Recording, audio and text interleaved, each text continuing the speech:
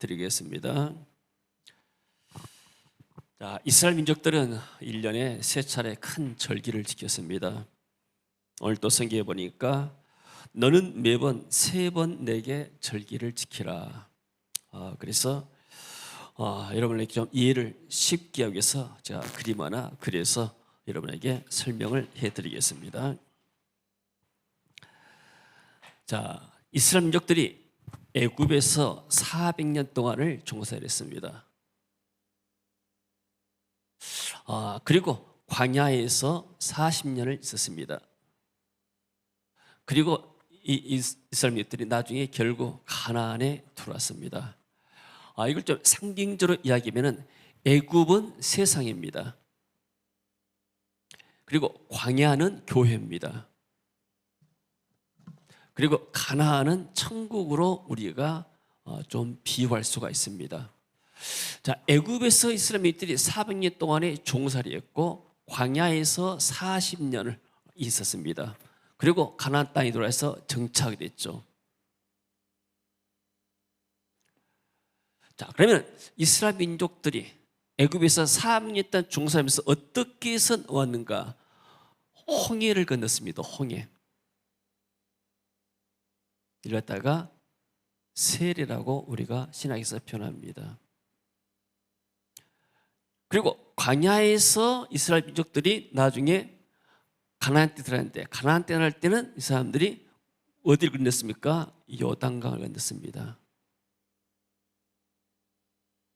죽음이 요단강인데 요단강을 죽음으로 표현하죠. 그래서 요단강 건너가 며칠 후 만나리. 그래서 저와 여러분이 앞으로 요단강을 건너가면은 며칠 뒤에 보게 되면은 우리 먼저 간 성도들을 다 만날 수가 있게 될 줄로 믿습니다. 자, 그러면은 하나님이 이 이스라엘 민족들을, 애굽 사람들을 10가지 재앙 가운데서 심판했습니다. 우리가 요한계시록과 비슷하다고 그랬죠. 그리고 이스라엘 민족을 구원했습니다. 마지막 이 구원일 때 10가지 재앙 가운데서 마지막 10번째 재앙이 어린 양의 피를 발랐습니다. 어디에다가 집이 있으면은, 이렇게 집이 있으면은 집의 문설주에다 발랐습니다. 이 문설주에다가 상인방 옆에다가 바르고 아래는 바르지 않고, 그렇게 해서 어린 양의 피를 바른 이 집 안에는 죽음의 천사가 그 집을 치지를 못했습니다. 그러나 어린 양의 피를 바르지 아니하는 애굽 사람의 집에는 모든 장자들을 다 죽였습니다. 죽음의 천사가. 그리고 심지어 짐승 생축에 처음 난 것 장자도 죽였습니다. 장자는 대표입니다. 장자를 죽였다는 것은 전부 다 죽였다는 것입니다. 그리고 이 사람들이 나중에 홍해를 건널 때 애굽 군대가 추격이 왔습니다. 군대가 추격이 왔는데, 왕과 군대가 추격이 왔는데, 하나님이 이 애굽 군대, 바로와 그 군대를, 사단과 그 부하들을 전부 다 이 홍해 바다에서 수장을 시켰습니다. 그래서 이들에게는 심판이고 이스라엘 민족은 구원입니다. 그래서 이걸 기념해서 어린 양의 피를 가지고 구원받았다 해서 읽었다가 이제 6월절, 방금 말하는 6월절의 이 절기를 하나님께 지킨 이유가 뭐냐면은 애굽의 400년 종살이에서 어린 양의 피를 바르고 너희가 구원받았다, 이걸 기념합니다. 자, 두 번째는 이제 이 사람들이 가나안 땅에 들어와가지고 곡식 6월절 다음에 50일이 지나서, 그래서 오순절이라고 그러는데, 곡식에서 추수를 했어요. 첫 수확을 보리로 해서, 보리가 첫 수확이었는데, 이렇게 해서 하나님 앞에 감사제를 드리라. 이게 갖다가 이제 오순절, 맥추절 혹은 칠칠절 이렇게 말합니다. 그럼 이것을 뭐 말하는가? 하나님이 이 광야 생활 동안에서 우리를 인도했다는 사실입니다. 인도. 우리를 구원시키고 하나님께서 광야 생활에서 인도하셨다. 그러면은 우리는 어떻게 생각할 수가 있는가?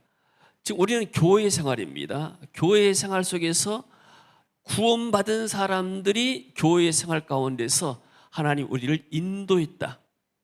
인도에 대한 감사가 맥주 감사입니다.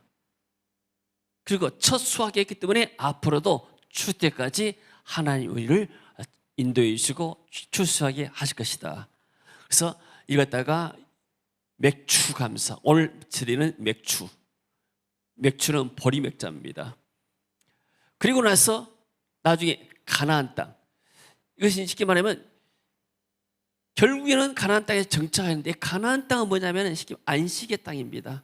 더 이상 수고가 없고, 그리고 하나님의 임재가 있고, 주님 보좌 앞에서 여기 하나님의 상이 있고 보상이 있고 면류관이 있고, 그리고 영원한 기쁨과 감사가 있고, 그러니까 모든 세상에서 우리의 마음의 소원들이 천국에서 다 성취가 되고, 그리고 영원한 생명을 얻는 그런 곳입니다. 그렇기 때문에 이 추수감사절은 우리가 장차 천국에 알곡이 되어서 하나님 나라에 들어갈 것을 이렇게 상징적으로 보여주고 있습니다. 이런 배경 속에서 우리가 세 가지 절기를 이해하면 아주 쉽게 절기를 이해할 수가 있게 될 줄로 믿습니다. 그래서 6월절은 구원, 피를 바르고, 오늘 우리가 성찬예식을 합니다. 그래서 성찬예식은 어떤 면에서 6월절을 지킨 것과 똑같습니다. 예수님도 이 성찬예식을 주의 오실 때까지, 재림할 때까지 이 성찬예식을 지키라 해서 6월절을 계속 지켜라. 그리고 오늘은 하나님께서 인도했는데, 우리가 6개월 지나고 올 7월 첫 주잖아요. 그러면 반년 동안을 인도하신 하나님께서 또 남은 반년을 하나님께서 우리를 인도할 것이다. 이에 대한 우리가 감사로 하나님께 영광을 돌린 것이고, 또 추수감사절은 하나님이 한 해의 수확을 하게 했지만은, 그러나 장차 우리가 천국의 하나님 나라의 백성이 될 것이고 천국의 소망 갖고 살 것입니다. 이런 소망을 가진 절기가 된 줄로 믿습니다. 자, 이런 배경 속에서 오늘 말씀을 한번 보도록 하겠습니다. 자, 말씀 보기 전에 먼저 지난주에 사건이 하나 일어났습니다. 그 사건 한번 보고 말씀을 듣도록 합시다. 자, 이 사람 이렇게 옆에가 비트코인이 많아요. 요즘 이렇게 비트코인이 상당히 이렇게 사람들이 많이 회자하고 또 많이 관심 갖고 있죠. 자, 비트코인 최소 10억 달러, 약 1조 3천억 원이죠. 보유한 억만장자가 해변에서 익사체로 발견됐어요. 자, 코스타리카의 한 해변에서 변사체로 발견됐는데, 미르시아 포페스크란 41살짜리입니다. 얼마나 한장됩니까? 수영하다가 파도에 밀려서 익사한 거예요.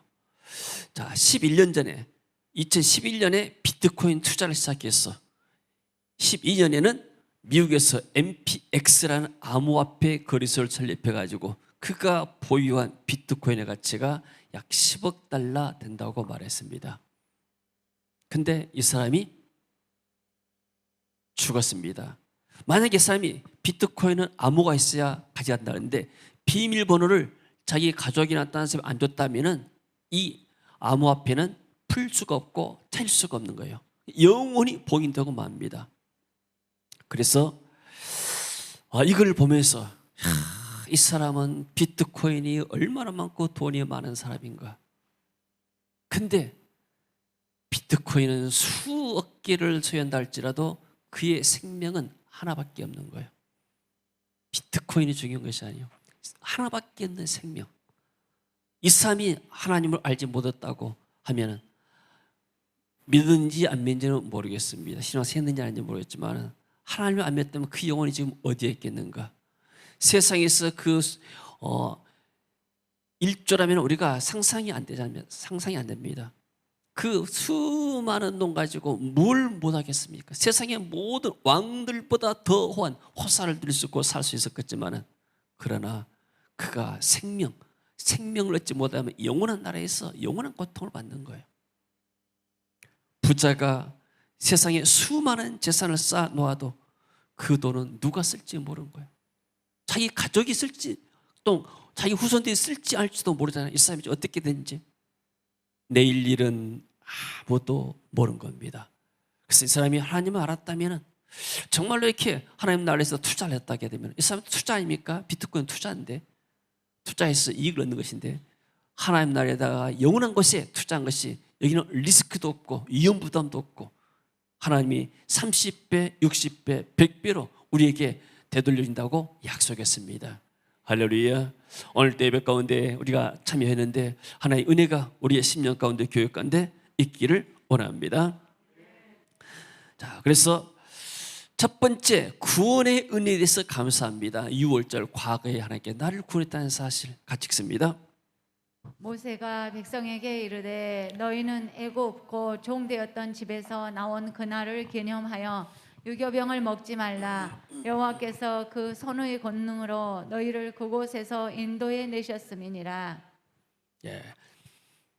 이것은 쉽게 말하면 유교병이 먹지 말라는 것은 무교병은 누룩을 넣지 않았다는 거예요. 누룩이란 것은 죄를 상징합니다. 이 무교병은 예수님을 상징하고 예수님은 죄가 없으신 분을 상징합니다. 그래서 그걸 먹으면서 쉽게 말하면 오늘날 옛날 말하면 우리가 개떡이잖아요. 개떡. 누룩도 안 넣고 만들어가지고 먹는 거. 맛도 없고 뭐 그렇지만은 그걸 통해서 우리가 애굽에서 400년 동안 고통을 받았는데 죄가 없으신 예수님께서 우리 위해서 피 흘려 죽으셨다. 또 이스라엘 민족들은 장차 메시아 와서 우리 위해서 피 흘려 죽고 우리를 죄에서 구원할 것이다. 이것을 믿으면서 시킨 것이 이 6월절 애식이 되고 또 무교절이 된 줄로 압니다. 같이 되어 있습니다. 너는 무교병의 절기를 지키라. 내가 내게 명령한 대로 아비보르 정한 때에 이래 동안 무교병을 먹을지니 이는 그 달에 내가 애굽에서 나왔음이라. 빈손으로 내 앞에 나오지 말지니라. 그래서 애굽에서 나온 것을 기념해서 지키는 거. 사람들이 이렇게 많은 행사를 하잖아요. 아이가 나게 되면은 잔치도 하고 결혼 잔치도 하고 또 회갑 잔치도 하고 또 이렇게 좋은 일 있으면은 축하 잔치도 하고 이런 것들 보게 되면은 이런 것들 때문에 성경적이라고 하는 생각이 들어져요. 아브라함도 자기 아이를 낳고 나서 이렇게 대연을 베풀었잖아요. 그래서 그 어떤 축하가 뭐냐면 하나님께 영광을 돌리기 위해서 하나님께서 내게 이런 은혜를 주셔서 내가 100세 이런 아들을 낳았습니다. 그 통해서 사람들이 알리면서 하나님께 영광을 돌리는 그러한 행위 같아요. 그러니까 하나님께서도 이런 절기를 통해서 하나님께서 우리를 이렇게 구원시키셔서 감사합니다. 이런 감사를 표현하기를 하나님이 원하시고 또 그것을 기쁘게 하나님께서 봐주신 건 줄로 믿습니다. 자, 이스라엘 민족들은 400년 동안 애굽에서 종살이했습니다. 하나님은 모세라는 한 사람을 통해서 애굽에서 이스라엘 사람을 구원하실 계획을 갖고 하나님이 일을 행하셨습니다.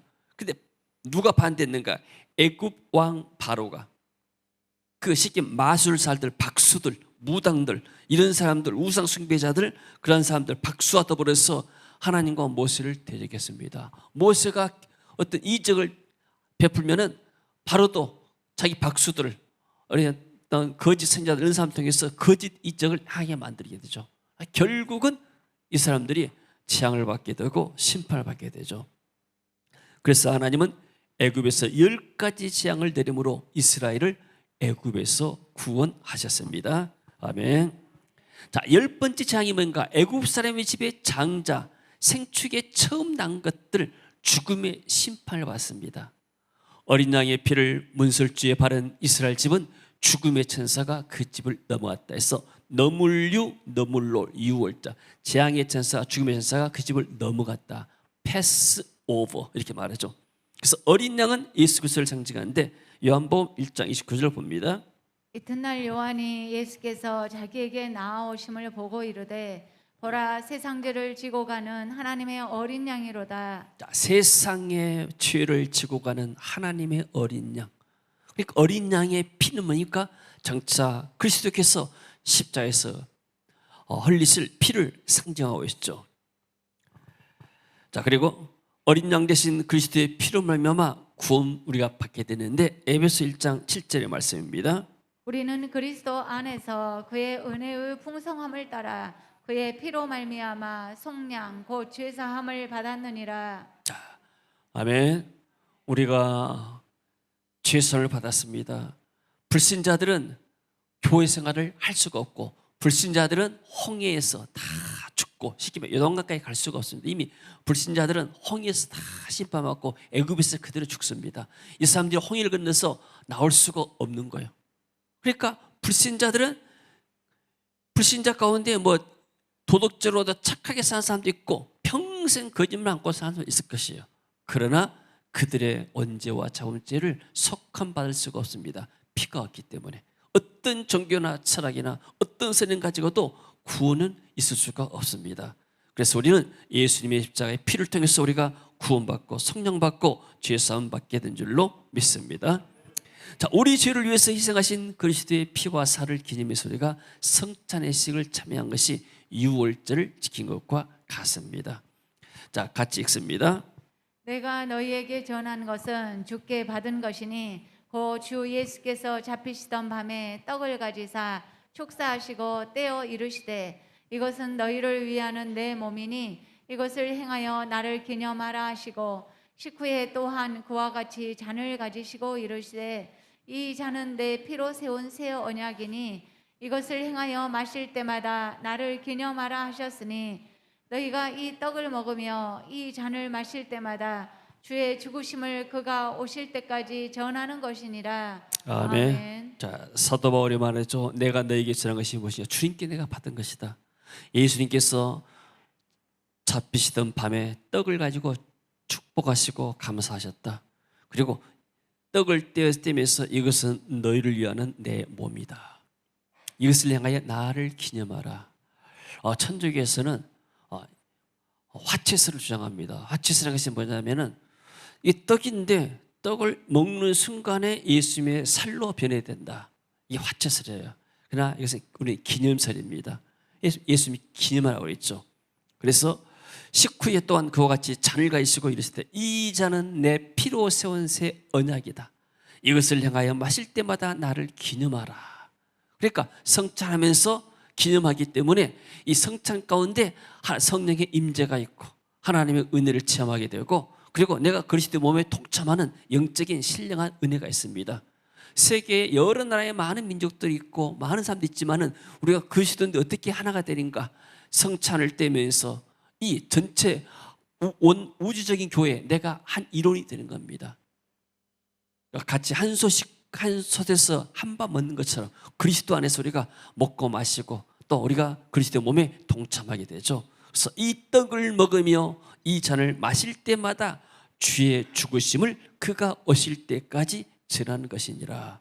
사람들이 도대체 성찬의 식이 무엇입니까? 예수님께서 십자가에서 피 흘려 죽으셨습니다.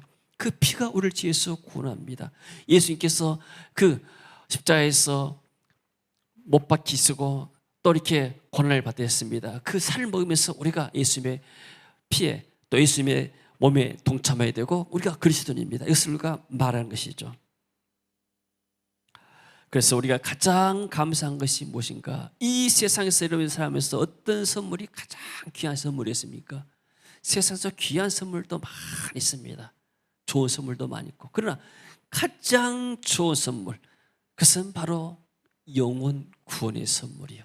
예수 그리스도를 복음을 받았다는 것이 가장 귀한 선물이 된 줄로 믿습니다. 누가 새 집을 사주다 하더라도 새 집도 얼마 있으면 헌집이 되고 또 몇십 년 지나고 나면 철거를 해야 되잖아요. 세상 것은 이완하고 잠시 후에 사라집니다. 그러나 이 영혼 구원은 이 복음, 예수 그리스도의 이 복음은 영원히 우리에게 생명을 주고 은혜를 주게 된 줄로 믿습니다. 할렐루야. 나 같은 죄인 살리시 주인 내 놀라워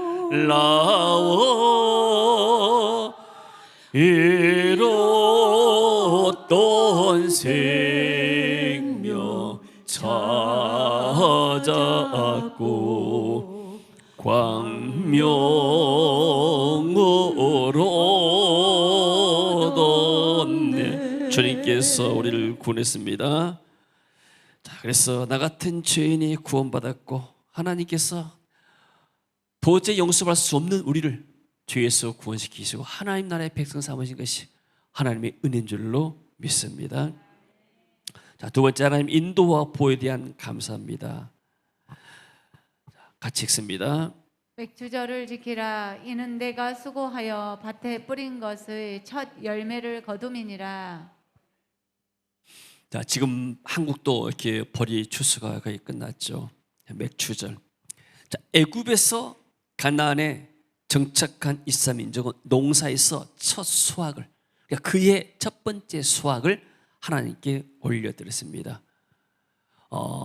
사실 이제 이렇게 6월절 지나고 나면은 첫 주일에, 첫 안식일에 이 사람들이 초실절에 첫 곡식단을 갖다가 올리는 것 같다. 초실절. 그 후로부터 7째 주일이 지나서 49일 지나고 나면 그 다음에 50일째니까 6월절부터 50일이니까 이때가 오순절, 칠칠절, 맥주절. 그때 이제 또 수확을 하나님께 드립니다. 이것이 바로 맥주절입니다. 일단 이 맥주절을 지킨다는 사실입니다. 밭에 뿌린 것의 첫 열매를 거둘 수 있도록 축복해 주신 하나님께 감사를 드린 절기입니다. 우리 한 형제가 예부에 서울에 가서 이렇게 직장 생활을 해가지고 월급을 받았다고 내가 11조를 첫 열매를 내가 하나님께 드리겠습니다. 막 그래요. 그래가지고 보내왔어요. 서울 살면은 뭐 서울 다니는 교회를 정했는지 아닌지 모르겠지만 해도 되는데 우리 교회다 이렇게 보낸 걸 보고 액수는 많지 않지만은 참 이 청년이 그래도 우리 교회에서 신앙생활 잘 했구나, 들면서 날면서 은혜 받고 했구나, 이런 생각이 들어집니다. 사실 이렇게 청년들이 11조이가 쉽지가 않습니다. 또 보통 이게 사회 나가게 되면은 신앙생활을 계속하기가 어렵습니다. 사람이 어떤 변화가 있을 때 또 사단의 유혹도 많습니다. 그러니까 초등학교 졸업하고 중학교 하고 중학교 졸업하고 고등학교 졸업하고 또 대학 갈 때 또 문제가 생길 수 있고, 대학 가서 사회 갈 때도 문제 생길 수 있게 되고, 또 사회생활 잘하다가 결혼하면 또 문제 생길 수 있게 되고, 또 결혼하다가 또 이렇게 뭐 다른 어떤 아이 낳고 뭐 되고 또 생활의 변화가 오게 되면은 또 이렇게 신앙생활에 흔들릴 수 있는 그 기회들이 있습니다. 그러나 이렇게 청년 때부터 믿음이 이렇게 들어가게 되면은 이런 사람들은 평생 하나님 앞에 헌신할 수가 있어요. 할렐루야. 제가 이렇게 직장 생활을 한 2년 했습니다. 대학 졸업하고. 그때 이제 진학교 할 형편이 안 되기 때문에, 그래서 첫 월급을 타가지고 물론 이제 11조를 드렸어요, 제가. 근데 11조 드리면 이제 주보가 다 이렇게 나오지 않습니까? 그 당시에 제가 뭐 이렇게 78년, 내가 80년도인가? 하도 오래돼서 오래했습니다. 첫 직장 생활을 이렇게 했는데, 그때 가서 이제 그 당시 한 3만 원 정도 받았어요. 월급이 3만 원, 3만 3천 원, 만 원대가 뭐 그래서 올라면 300만 원 뭐 그 정도 될 것 같은데, 그래서 이렇게 30만 원을 교회에다 11조를 했는데, 그다음에 이제 올라왔는데 이 담임 목사님이 나한테 아무 말도 안 한 거예요. 청년 11조에서 너무나 수고했다, 참 믿음이 대단하다, 격려를 해줬는데 아는 체 마는 체 해버려요. 내가 그리고 그 목사님 나 네이도 한 벌 사드리고, 아버지 부모님하고 옛날에 우리 첫 떨굴 타면은 부모님 이렇게 네이 사준다 했잖아요. 그래서 부모님 한 것은 아는데 목사님도 영적인 부모님이기 때문에 목사님에게 사모님 네이 한 벌 사드려 드렸는데, 물론 이제 드리고 이제 기도도 받았지만은 그래도 좀 이렇게 공개적으로라도 이 청년이 직장생활 해가지고 월급보다 11줬다 그러는 것을 기대했어요, 내가. 근데 그런 것이 전혀 않고 그 다음날도 안 하고 좀 마음이 섭섭했어요, 제가.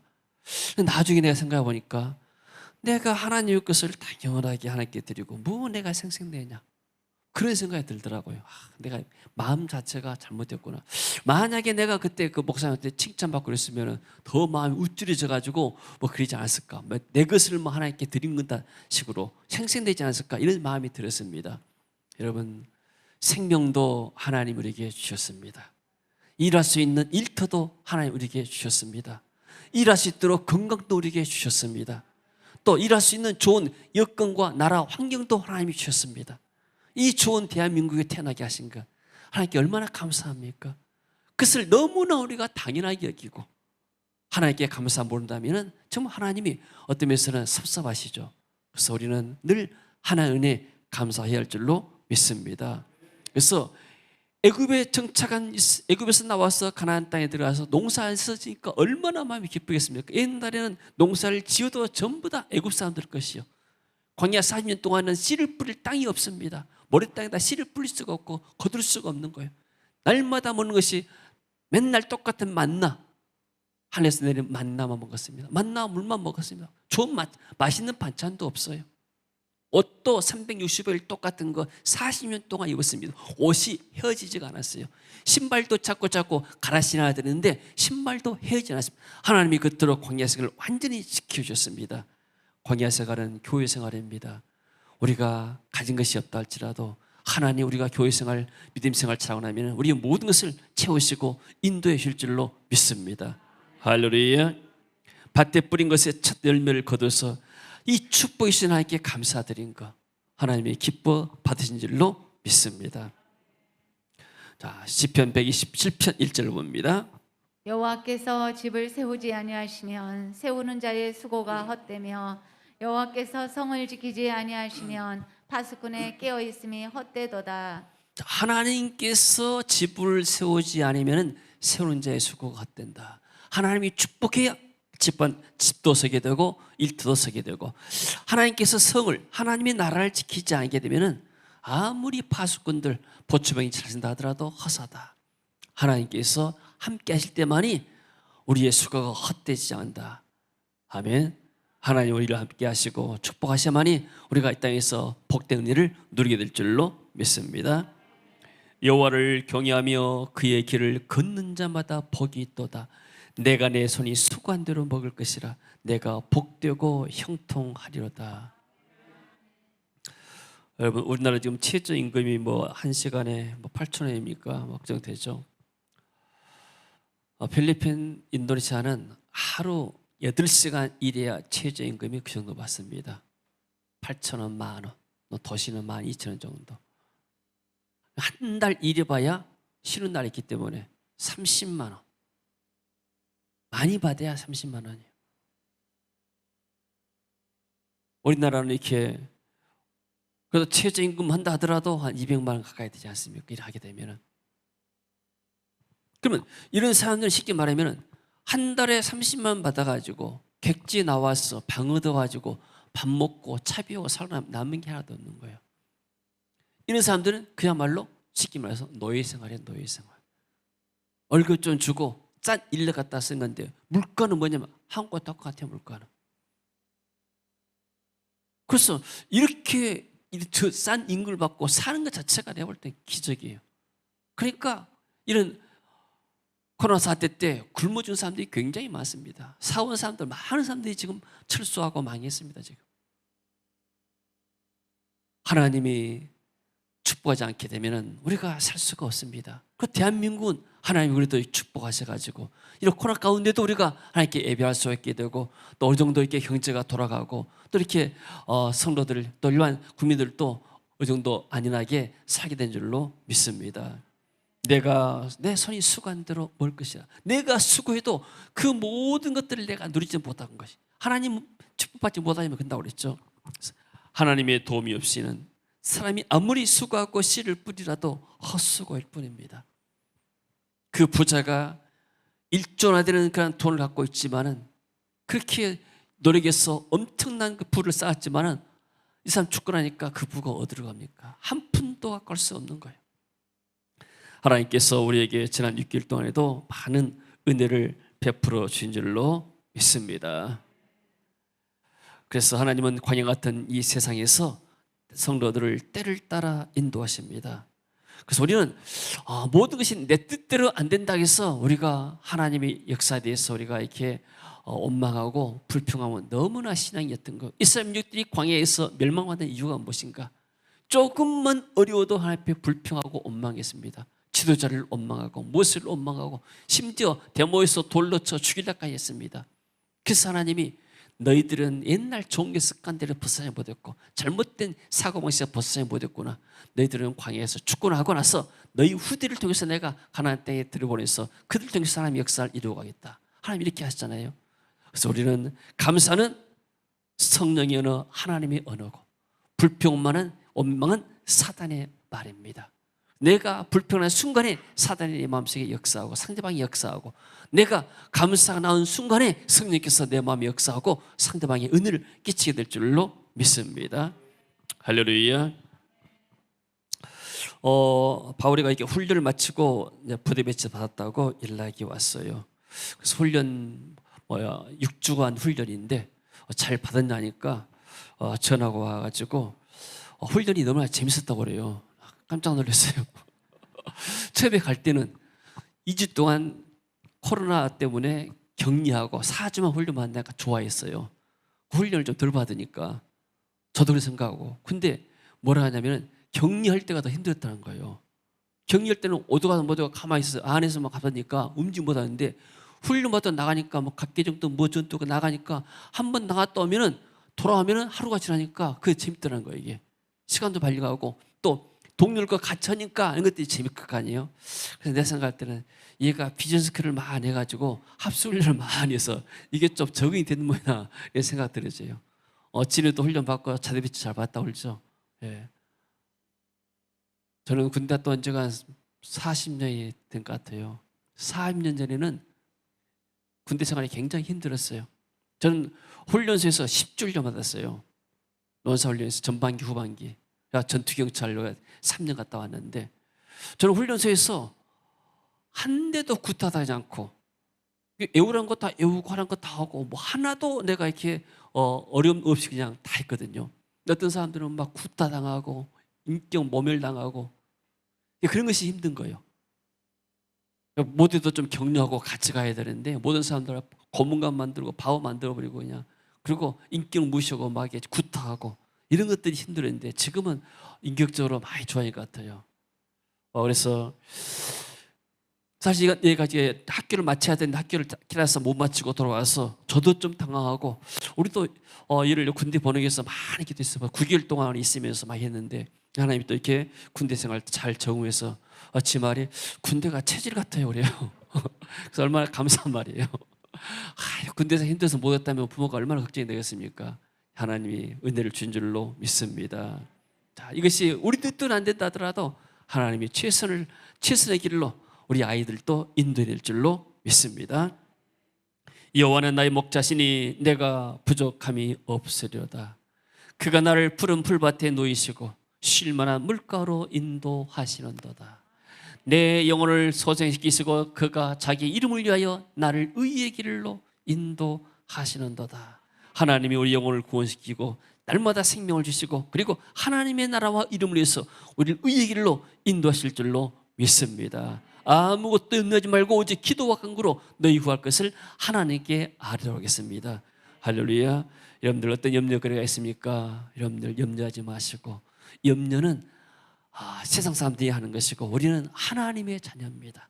할렐루야. 하나님 우리의 배경이 되시고 우리가 가는 곳마다 하나님의 천군 천사를 주셔서 우리의 발걸음을 지키시고 축복하시는 줄로 믿습니다. 할렐루야. 자, 그리고 수장절을 지키라. 미래의 축복입니다. 같이 읽습니다. 수장절을 지키라. 이는 내가 수고하여 이룬 것을 연말에 밭에서부터 거두어 저장함이니라. 자, 이렇게 곡식도 거두어 저장한 것처럼 마지막에 추수 때 하나님의 추수의 심판 우리가 여호와께서 배웠잖아요. 추수의 심판은 낫을 들고 하나님께 천사들이 예수님께 낫을 들고 와서 믿는 사람들 다 천국 곳간에 하나님 나라로 인도할 줄로 믿습니다. 수고하여 거둔 곡식을 밭에서부터 거두어 곳간에 저장하여 드리는 감사절기. 그래서 구원받은 성도들이 장차 영원한 천국에 들어가서 주님 보좌 앞에서 주님 예배할 것을 말하고 있습니다. 할렐루야. 그래서 우리가 천국의 소망이 있다게 되면 이런 수장절을 지키면서 하나님께 감사 예배를 드린 것이죠. 자, 누가복음 3장 17절을 봅니다. 손에 키를 들고 자기의 타작마당을 정하게 하사 알곡은 모아 곳간에 들이고 쭉정이는 꺼지지 않는 불에 태우시리라. 자, 쭉정이를 꺼지지 않는 불에 태운다면 지옥불에 간단 말이죠. 알곡들, 성로들, 믿음으로 승리한 사람들, 이 말세 환란에서 환란을 이기고 믿음을 지키는 사람들, 이런 사람들은 천국 곳간에 들을 것이다. 우리 주님께서 하신 말씀입니다. 요한계시록 14장 13절입니다. 또 내가 들으니 하늘에서 음성이 나서 이르되 기록하라. 지금 이후로 주 안에서 죽는 자들은 복이 있도다 하심에 성령이 이르시되 그러하다. 그들이 수고를 그치고 쉬리니 이는 그들의 행한 일이 따름이라 하시더라. 어떤 사람이 복되다고요? 주 안에서 죽은 사람들. 이들은 안식이 따릅니다. 그들이 쉬고 수고를 그치고, 세상 살아가기가 만만치 않지 않습니까? 수고하고 환난받고 어려움 당하고 때로는 상처도 받고 고통도 받고 많은 어려움들이 있습니다. 더구나 후진국 사람들은 경제적으로도 고통받고 인권적으로도 고통받고 여러 가지 고통들이 많이 있습니다. 각종 범죄들이 시달리게 되고, 그러나 우리가 주 안에서 죽은 자들은 이 세상의 수고를 그치고 나면 영원한 안식이 우리에게 다가오고 그들의 행한 일이 따름이라 하나님 나라에서 섬겼던 모든 것들이 우리에게 보상이 되고 축복이 되고 또 멸관이 될 줄로 믿습니다. 할렐루야. 자, 15절 봅니다. 그때 다른 천사가 성전에서 나와 구름 위에 앉으신 그분께 큰 음성으로 부르짖기를 주의 낫을 대어 곡식을 거두소서. 주께서 거두실 때가 되었으니 이는 땅의 곡식이 익었음이니이다 라고 하더라. 여기에 이 구름 위에 앉으신 그분이 배웠던 것처럼 예수님이잖아요. 예수님이 낫을 들고 곡식을 거두게 됩니다. 그래서 그 곡식이 익었기 때문에 말세가 되게 되면, 마지막 때 되게 되면 주님께서 재림의 때 예수 믿는 사람들을 천국으로 인도할 줄로 믿습니다. 자, 그러자 구름 위에 앉으시니까 그의 낫을 땅에 대어 땅에서 곡식을 거두시더라. 이 곡식은 뭐라 했어요? 성도들이라고 그랬죠. 할렐루야. 저와 여러분이 장차 하나님 나라 천국의 소망 가지고 또 천국에 들어가서 주님을 뵙게 될 줄로 믿습니다. 할렐루야. 자, 결론입니다. 시편 116편 12절을 봅니다. 내게 주신 모든 은혜를 내가 여호와께 무엇으로 보답할까? 자, 할렐루야. 사람들이 은혜를 입고 선물을 받고 나면은 막 마음속에 내가 어떻게 이 은혜를 보답할까, 이런 마음들이 다 있습니다. 그러잖아요. 이게 인지상정이에요. 이것은 우리가 선교지 나가도 마찬가지로, 선교에 나가도 우리가 은혜를 이렇게 우리를 통해서 그분들이 은혜를 받고 나면 이분들이 또 보답하려는 그런 것들이 다 있습니다. 근데 하물며 우리가 이렇게 하나님의 그 은혜를 받았습니다. 죽을 영혼이 사랑받고, 그리고 생명 얻었고, 지옥 갈 영혼이 천국 가게 되고, 그리고 예수님의 십자가의 그 보배로운 피를 우리가 믿고 우리가 죄사함 받게 되고 하늘나라의 백성이 됐습니다. 그 은혜를 깨닫고 나면은 시편 기자가 말하죠. 내게 주신 모든 은혜를 내가 여호와께 무엇으로 보답할꼬?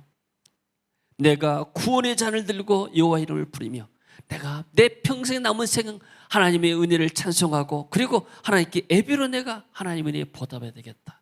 할렐루야. 우리가 이렇게 주일날 나서 예배 드리는 것은 하나님의 은혜에 보답한 거예요. 아멘. 찬송 드리는 것은 하나님께서 내게 행하신 일이 너무 귀하고 너무나 감사합니다. 우리가 입술로 칭찬한 것을 곡조에 담아가지고 하나님께 올린 것이 찬송입니다. 이 찬송을 하나님이 기뻐하신 줄로 믿습니다. 그리고 여호와의 모든 백성 앞에서 나는 나의 소원을 여호와께 갚으리이다. 이 시인이 많은 사람들 앞에서 소원했던 것 같아요. 하나님께서 일을 지어 성취해 주시게 되면 나는 이런 일로 하나님께 보답하겠습니다. 이렇게 소원을 했던 것 같아요. 그래서 내가 하나님 앞에 소원한 것, 이 모든 백성 앞에서 내가 소원한 것을 하나님께 갖겠습니다. 여러분, 이렇게 지금까지 신앙생활 오면서 하나님께 소원한 것 없습니까? 약속한 것이기 말하면, 하나님 내게 이런 축복을 주시고 이 문제를 해결해 주시고 이것을 지어 성취하게 되면 내가 이렇게 하겠습니다. 그렇게 여러분들이 기도한 적이 없습니까? 아마 한두 번쯤은 있을 수도 있어요. 그러면 그때 이제 하나님께서 그것을 응답해 주시고 축복해 주시게 되면 또 사람들도 잊어버립니다. 이것이 어쩌다가 우연히 됐겠지, 내가 막 기도 안 해도 될 일이 되었겠지, 이 생각을 까맣게 했는데, 그러나 하나님은 우리의 그런 소원 기도를 다 듣고 기억하고 계신다는 거예요. 예를 들어서 누가 당신이 이렇게 이 문제를 나에게 좀 도와주게 되면 내가 뭐 보답하겠습니다. 사람들이 약속하잖아요. 그럼 우리가 이제 도와줍니다. 그럼 그 도와주고 나서 뭘 기억하는가? 이 사람이 내가 이거 해주면은 이렇게 한다 하는데 약속 안 지키거든요. 그럼 나중에 생각할 때 이 사람이 섭섭해 생각하잖아요. 이와 비슷한 원리입니다. 우리가 하나님 앞에 소원했던 것들 우리는 잊어버렸지만은 사람들은 잊어버릴 수 있어요. 그러나 하나님은 기억하고 계신 거예요. 혹시 이 맥주 감사주일에 내가 하나님 앞에 선언한 거 있는데 이걸 지키지 못했다면 오늘 길을 말씀을 통해서 지키는 그런 은혜가 있어지기를 원합니다. 저는 신학교 가면서 하나님 앞에 소원했습니다. 제가 대학을 졸업하고 한 2년이 지났어요. 다시 신학대학원에 들어가기가 쉽지가 않아요. 여러분 신학대학원에 들어가기가 이렇게 뭐 재수 3수를 하는 사람도 있어요. 근데 나는 대학 졸업하고 뭐 학교도 이렇게 뭐 그런 영어 시험 보고 또 성경 시험 보고 다른 또 뭐 논문인가 시험 보는데 이렇게 또 시험 보기 전에 또 2달 동안 헬라어 라틴을 또 공개 강좌 받아가지고 그 학점 가지고 점수 합격한 사람이 시험 볼 수 있는 자격이 생기는 거예요. 그래서 겨울에 제가 이렇게 1월달 한 달 동안 이렇게 공개 강좌를 서울에서 다니면서 받으면서 제가 하나님 기도했습니다. 하나님, 나를 신학교에 입학시켜 주게 되면은 내가 동남아로 선교사로 나가겠습니다. 나 그렇게 소원했어요. 왜냐하면 내가 그 전에 대학 다니면서 영어를 1년 동안 배우면서 어떤 생각이 있는 나는 동남아의 어떤 회의 지사장으로 가가지고 거기서 좀 일을 하면서 돈을 좀 벌어봐야겠다 이런 마음이 들었어요. 영어 배우는 목적이 좀 그거였습니다. 근데 내가 신학교를 가면서 그렇게 그런 소원이 나오더라고요. 하나님, 내가 사실 동남아 지사장 가기로 했는데 내가 동남아 가서 돈 번 것이 아니고 복음을 전하기 위해 가겠습니다. 그래서 하나님 문을 여시게 되면 그렇게 하겠습니다 하고 했는데 내가 신학교에 합격했어요. 합격해가지고 다니는데 1년, 신대원이 3년입니다. 1년을 다니면서 딱 보니까 내가 선교학 뭐 똑같이 공부는 똑같이 합니다. 근데 딱 보니까 야, 선교사 나가려면은 공부를 더 해야 되고 또 이렇게 문화도 공부해야 되고 언어도 다시 공부해야 되고 굉장히 어렵게 느꼈어요. 지금 같으면은 지금 생각은 뭐 하나도 어렵지 않은데 그때 생각할 때는 아무도 모르기 때문에 그래서 굉장히 어렵다 생각하고 하나님, 내가 선교사를 나가려는데 너무나 공부도 어렵고 언어도 배워야 되고 문화도 해야 되고 너무나 힘듭니다. 아마 나는 감당이 안 될 것 같아요. 그러니까 나는 목회를 해야 되겠네요. 목회를 하는데 대신에 내가 선교사를 우리 도시에서 가장 많은 선교사를 보내는 교회를 세우겠습니다. 조영기 목사님처럼 가장 강주에서 큰 교회를 세워가지고 내가 선교사를 최고로 많이 파송하겠습니다. 그것으로 내가 또 기도를 바꿨습니다. 그래가지고 나는 교회를 개척하면서도 항상 부목사 하면서도 교회 개척에 대한 그 항상 생각이 있었습니다. 그리고 교회를 개척하면서도 나는 이 도시에서 가장 큰 교회의 목적이 무엇인가? 선교사를 많이 파송하기 위해서 가장 큰 교회를 세워야 되겠다. 그렇게 해서 몸부림치면서 기도하고 전도했는데 대교회가 안 되는 거예요. 그러다가 하나님이 나를 비전스쿨 만나게 만들었어. 그래서 훈련받고 와서 이것 같으면 교회가 부흥되었다 생각하고 교회 부흥을 위해서 박차게 나가려 했는데 하나님 이것을 또 선교의 비전으로 바꿔가지고 해외 사역자들 와서 훈련받게 만들고 결과에서 지금 와서 보게 되면은 그야말로 어떤 면에서는 저처럼 해외에 있는 선교사들, 사역자들을 많이 도운 실제 도운 그런 교회와 목사도 많지가 않아요. 그러잖아요. 보통 이게 한두 개 선교사님 몇 사람 파송하고 몇 개 돕고 지역인데 우리의 이 영향이라는 것은 필리핀 전체고 인도네시아, 동남아 전체에 영향을 미치게 되잖아요. 그래서 내가 이렇게 비전스쿨을 하고 해외 사역 하는 것이 어떤 면에서 나는 하나님의 은혜에 대한 보답이에요. 할렐루야. 내가 하나님께 소원했기 때문에 내가 구원받았고 우리 또 한국교회가 선교사를 통해서 빚을 졌기 때문에 우리가 한국교회가 당연하게 하나님의 은혜 갚는 것이 이 선교사 사역하고 돕는 사역이다. 할렐루야. 그래서 이 코로나 사태 가운데도 우리가 이렇게 해외 선교 사역을 지원하는 것, 학업 때 이렇게 어린 학생들께 학비를 일부 좀 도우면서 그들이 학업할 수 있도록 우리가 격려해 주는 것, 이것도 큰 사역입니다. 우리가 지금 코로나 사태 가운데 어렵지만은 그래도 내 어려움만 생각하지 않고 우리보다 더 어려운 사람들을 생각한다는 것이 우리가 하나님의 은혜를 보답한 길이고 하나님의 축복받은 길이 된 줄로 믿습니다. 할렐루야. 출애굽기 23장 15절에 빈손으로 내 앞에 나오지 말지니라. 우리가 하나님 앞에 나올 때 늘 애물을 가지고 우리가 이렇게 다른 집에 손님으로 찾아갈 때도 사람들이 손에 뭐 들고 가잖아요. 어떤 그 노인 이렇게 할아버지가 그런 얘기를 한 걸 들었습니다. 자녀들이 다 잘 됐어요. 자녀들이 다 이렇게 잘 됐는데 이번에 이제 이렇게 혼자 사시면서 주말 되면은 자녀들이 오잖아요. 그러면 이 자녀들이 오게 되면은 이 할아버지가 상당히 이렇게 솔직하시더라고. 자녀들 오게 되면은 얼굴도 보지만 손을 만난 거, 손에 못 들고 오는 거. 그래서 제가 웃었습니다. 아니 얼굴 보면 되지 뭐 이렇게 들고 온 것이 올 수도 있고 안 올 수도 있게 되는데 하나님께서 말씀합니다. 네가 몸도 온 것도 고맙고 감사한데 이 감사를 표현해라. 그래서 우리가 표현할 때 하나님이 그걸 받으시고 우리에게 더 큰 은혜를 줄 줄로 믿습니다. 자, 사랑하는 성도 여러분, 우리는 이 땅에서 잠시 왔다가 잠시 가는 세상입니다. 이 세상은 나그네 삶이에요. 세상에서 우리가 쌓아놓고 갈 것이 없습니다. 하나님이 먼저 구원받은 사실에서 감사드리고, 그리고 내 하나님 앞에 갈 때까지 이 땅에 사는 날 동안에 주님께서 나를 인도할 것이다. 그 믿음의 고백으로 우리가 맥주 감사를 지키고 하나님께 우리가 물질들에서 감사를 표현한 겁니다. 아멘. 그리고 천국 갈 때까지 하나님께 나를 지키시고 장차 내가 천국 가서 우리 주님 보좌 앞에서 하나님을 찬송하고 하나님을 예배할 것이다. 거기서 먼저 내가 성도를 만날 것이다. 모두가 다 전 세계 그리스도인들 같이 만나서 하나님을 찬양하는 그러한 위대한 백성이 될 것이다. 이런 소망이 우리에게 있습니다. 감사절에 감사를 회복하고 은혜가 더 충만한 저와 여러분 되어지길 주 이름으로 축원합니다. 할렐루야. 자, 기도합니다. 하나님 은혜를 감사드립니다.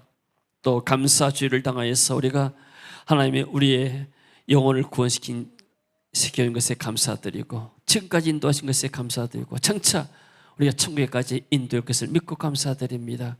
사랑하는 성도의 심령 가운데 성령님 오셔서 오늘 또 저들의 마음을 만져주시고 위로하시고 세임주시고 이번 주간에도 감사할 일이 가득가득 일어나도록 주님 축복하여 주옵소서. 주 예수 그리스도 이름으로 기도합니다. 아멘. 예,